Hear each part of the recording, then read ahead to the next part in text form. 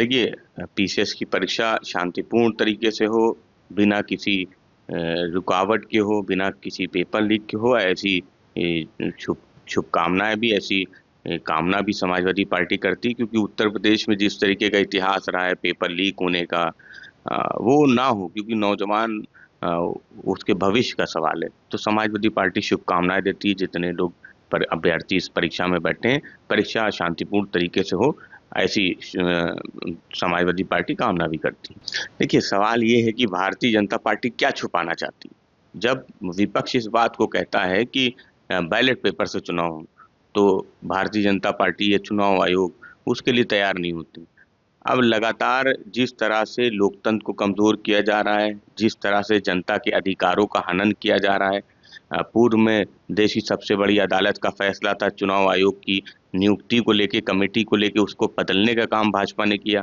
और अब जिस तरीके का संशोधन सामने आया है, वो कहीं न कहीं इस बात की ओर इशारा करता है कि पारदर्शी तरीके से चुनाव भारतीय जनता पार्टी नहीं चाहती है। क्योंकि पिछले लोकसभा चुनाव से और महाराष्ट्र और हरियाणा के चुनाव के बाद जिस तरीके के सवाल उठ रहे थे, वोट को लेके, वोट डिफरेंसेस को लेके, उन सवालों से बचने के लिए भारतीय जनता पार्टी, चुनाव आयोग इस तरीके के संशोधन लेके आ रहा है। सवाल यही है कि विपक्ष इस बात को ज़रूर पूछ रहा है कि अगर जनता किसी बात को जानना चाहती है, तो ये उसका अधिकार है। हमने अगर वोट डाला है, जनता ने वोट डाला है, तो ये हमारा अधिकार है कि हम सरकार चुनने जा रहे हैं। अगर हमने वोट किसको दिया है, कितना वोट पड़ा है, ये जानने का हक भी जनता को है। लेकिन भारतीय जनता पार्टी वो पारदर्शिता से बचना चाहती है।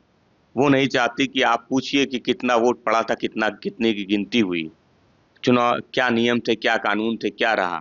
तो इन बहुत पारदर्शिता से बचने के लिए Bharatiya Janata party, election commission इस तरीके के संशोधन लेके आ रही है, जो कि लोकतांत्रिक नहीं। देखिए, भारतीय जनता पार्टी के पास केवल मुद्दे क्या हैं? बांग्लादेशी, घुसपैठी। जब सीमा हैदर 4 देशों की यात्रा करके हिंदुस्तान में आती है, तो उसके लिए बड़े-बड़े आयोजन होते हैं, बड़े-बड़े इंटरव्यू होते हैं। तो घुसपैठियों को लेके भारतीय जनता पार्टी की कोई नीति नहीं है। वोट कैसे मिले? अगर घुसपैठिए भारतीय जनता पार्टी को वोट देने लगे, तो भारतीय जनता पार्टी घुसपैठिए के मुद्दे को भूल जाएगी।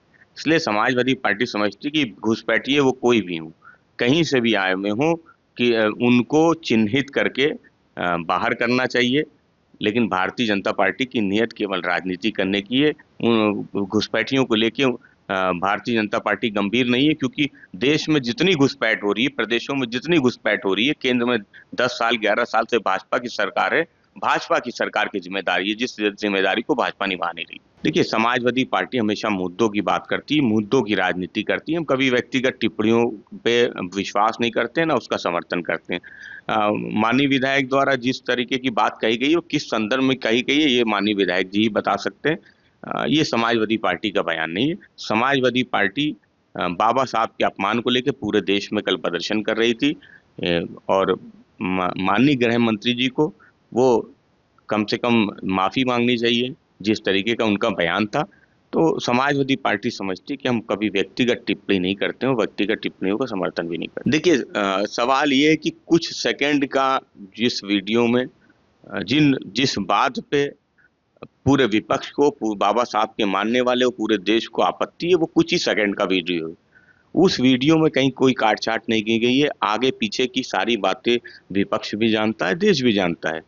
इसलिए ये कह के कि वो एडिट किया गया है, काट-छाँट की गई है, मुद्दों से ध्यान हटाना चाहते हैं, कि जो मुद्दा है बाबा साहब के अपमान का, जिस बात को 7 सेकंड और 8 सेकंड में कहा गया है, उस बात को तो भाजपा भी नकार नहीं रही है, ना अमित शाह जी नकार रहे हैं।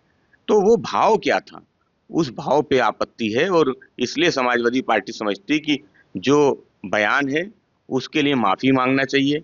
इस तरीके के बहाने ढूँढने से, एडिटिंग वीडियो की बात करने से जो गुस्सा है देश में, वो थमने वाला नहीं है। समाजवादी पार्टी समझती है कि माफ़ी माँग लेना वो कोई अपराध नहीं है, उससे कोई छोटा नहीं हो जाता।